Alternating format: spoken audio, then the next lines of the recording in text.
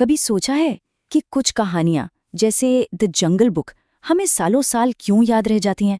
आज हम इसी जानी पहचानी कहानी के जरिए समझेंगे कि वो कौन सी बातें हैं जो इसे इतना मजबूत और यादगार बनाती हैं। तो सवाल यही है कि आखिर एक सीधी सादी कहानी इतनी यादगार बनती कैसे है। इसे समझने के लिए जंगल बुक के इस हिंदी अडेप्टेशन से बेहतर और क्या हो सकता है। चलिए कहानी कहने की इस कला को थोड़ा और करीब से देखते हैं। ठीक है, तो शुरू करते हैं। किसी भी अच्छी कहानी का जो सबसे पहला और सबसे जरूरी हिस्सा होता है वो है एक ऐसी घटना जो सब कुछ बदल कर रख देती है। समझिए, ये कहानी की नींव है। कहानी की शुरुआत होती है बस इस एक लाइन से। ये वो पल है जब जंगल की अपनी एक शांत दुनिया में एक बाहरी बच्चे के आने से हलचल मच जाती है। ये वो चिंगारी है जो पूरी कहानी को आग लगा देती है। सोचिए जरा, एक पल में सब कुछ बदल गया। स्टोरी टेलिंग की भाषा में इसे इंसाइटिंग इंसिडेंट कहते हैं। मतलब ये वो घटना है जो हीरो की नॉर्मल जिंदगी को पूरी तरह से पलट देती है और उसे एक नए सफर पर भेज देती है। यहाँ उस बच्चे का मिलना ही वो टर्निंग पॉइंट है जो मोगली के भविष्य की पूरी कहानी लिख देता है। अब चलते हैं अगले पड़ाव पर, जहां से कहानी का असली मजा शुरू होता है, यानी संघर्ष। यहाँ कहानी की दो ताकतें आमने सामने आती हैं, एक दूसरे से टकराती हैं और कहानी को आगे बढ़ाती हैं। देखिए, जैसे ही कहानी में हीरो आता है ना, तो फौरन ये तय करना होता है कि दांव पे क्या लगा है। मतलब कौन है जो हीरो को बचाएगा और कौन है जो उसका शिकार करेगा। इसी से हम कहानी से इमोशनली जुड़ते हैं। और यहाँ पर जो बात है वो वाकई देखने लायक है। इन डायलॉग्स का सीधा टकराव, एक तरफ माँ की ममता है जो कहती है चले जाओ यहाँ से, मेरे बच्चों को हाथ न लगाओ, और दूसरी तरफ है शिकारी की भूख, आज इनको खा के मेरा पेट भर जाएगा। ये सिर्फ शब्द नहीं है, ये तो जिंदगी और मौत के बीच की सीधी लड़ाई है। तो मतलब क्या हुआ इसका? इससे एक बहुत ही सरल लेकिन ताकतवर इमोशनल ट्रायंगल बनता है। एक तरफ रक्षक है जो सुरक्षा और अपनेपन का वादा करता है, दूसरी तरफ शिकारी है जो खतरे और तबाही का प्रतीक है, और इन दोनों के बीच फंसा है हमारा हीरो। पूरी की पूरी कहानी बस इसी एक टेंशन पर चलती है। कहानी का कोई भी संघर्ष हो, उससे एक बड़े और नाटकीय टकराव की तरफ बढ़ना ही पड़ता है।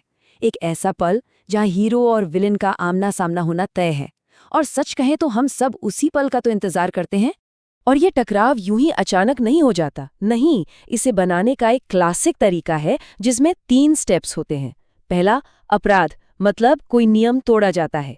दूसरा, शिकार, जब विलेन हीरो की तलाश शुरू करता है। और तीसरा, टकराव, जब आखिरकार दोनों आमने सामने होते हैं। तो पहला स्टेप है अपराध। विलेन को पता चलता है कि उसका शिकार कोई छीन के ले गया। उसका गुस्सा और बदला लेने की यही चाहत शिकार की वजह बनती है।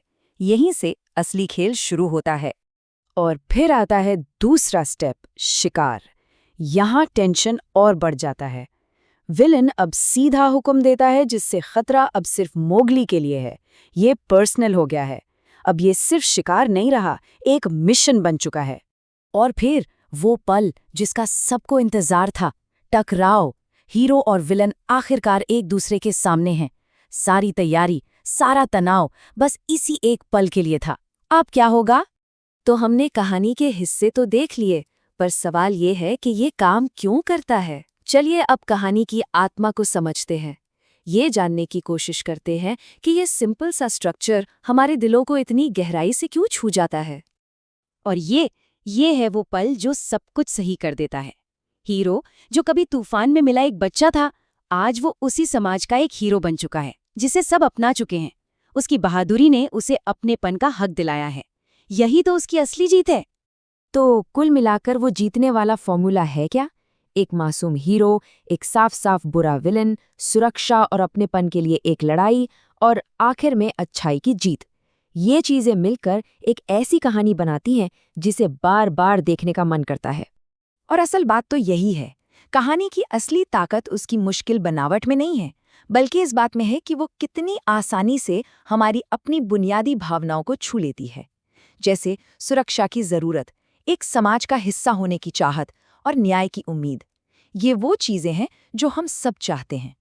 तो आखिर में एक सवाल बचता है ये सरल लेकिन असरदार कहानियां हमें हमारे ही बारे में क्या सिखाती हैं? शायद ये हमें याद दिलाती हैं कि हम किन चीजों के लिए लड़ते हैं, एक साथ मिलकर क्या बनना चाहते हैं, और ये कि अंत में अच्छाई की जीत होती है। इस बारे में जरूर सोचिएगा।